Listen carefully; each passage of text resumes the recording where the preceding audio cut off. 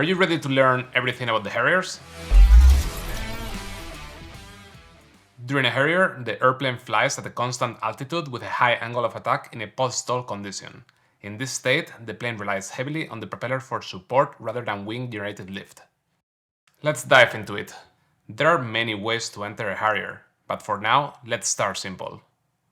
From horizontal flight, pointing into the wind, go to idle and gradually add elevator as needed to maintain altitude. At some point, you will need to add throttle to keep the plane from descending. Now, it's just a matter of finding the right balance between throttle and elevator to keep the plane at the right angle of attack. The elevator controls angle of attack. The more elevator you apply, the greater the angle of attack. Throttle controls altitude. Add throttle to keep the airplane from falling, and reduce throttle to avoid climbing. When the angle of attack changes, you will need to adjust the throttle. Higher angle of attack requires more throttle. Keeping the angle of attack somewhere between 30 and 45 degrees works well for most planes. The second part of the equation is rudder and aileron control.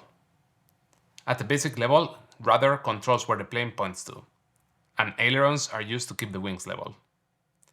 When applying rudder, the airplane will immediately dip the wing in the same direction. For example, apply left rudder and the left wing will go down. To avoid this, you will often need to apply opposite aileron at the same time you apply rudder. On the other hand, you can take advantage of this and use a bit of rudder to help bring the wings back to level. Notice how I often make small coordinated inputs on rudder and aileron to help bring the wings back to level. The Harrier is a balancing act of throttle and elevator, and coordination between rudder and aileron, and this will only come with practice and experience. Initially focus on keeping the plane straight, doing passes parallel to the wind. Keep in mind that you are going to need constant corrections on both sticks. Small quick inputs are ideal. Putting time in the simulator is one of the best and quickest ways of building this experience and muscle memory. Harriers in the sim are definitely easier than with your actual plane. The virtual planes are very stable and don't simulate the left turning tendencies very well, but you can definitely learn all of the fundamentals in the simulator much faster than if you were to do it in real life. When learning, the typical mistakes I see people make are lack of confidence and proficiency with the left stick. Throttle and rudder are key elements of the Harrier. Over controlling the plane. Your inputs should be quick and small.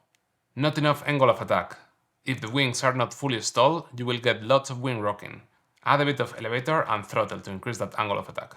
Once you've mastered straight Harriers, start testing out some turns and some circles in Harrier. Start the turn with a touch of rudder and aileron in the desired direction. Then counteract with opposite aileron, especially when using left rudder. In my experience, I often have to sustain full right aileron while doing tight left turns in Harrier. This is due to the left turning tendencies of propeller airplanes. Sometimes I will even use a bit of opposite rudder to the circle direction to help bring the wings back to level.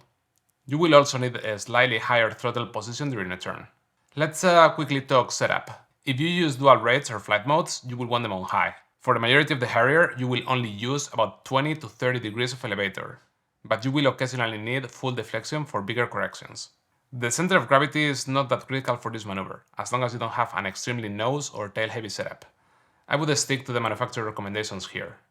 Pretty much any good aerobatic airplane designed in the past 10 years shouldn't really need any special mixes to perform proper Harriers. If you want, you can play with aileron mixes that will make the ailerons move in the same direction as the elevator. But I usually discourage from doing this because it distracts people from actually practicing the maneuver and improving their skills.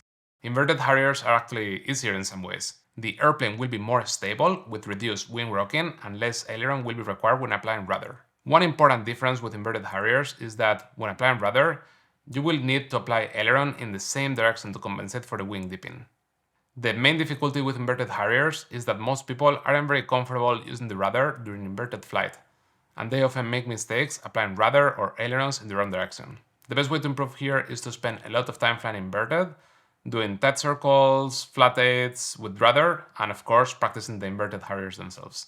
Once you start getting the hang of Harriers and inverted Harriers, a great drill is to do back and forth passes parallel to the runway, switching from inverted to positive with elevator.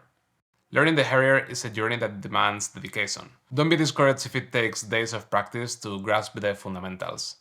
Pretty much every pilot you've seen flying 3D went through that at some point themselves. With enough focus time, you can definitely learn how to fly Harriers. Once you've mastered the Harriers, you will be well on your way to become a great 3D pilot.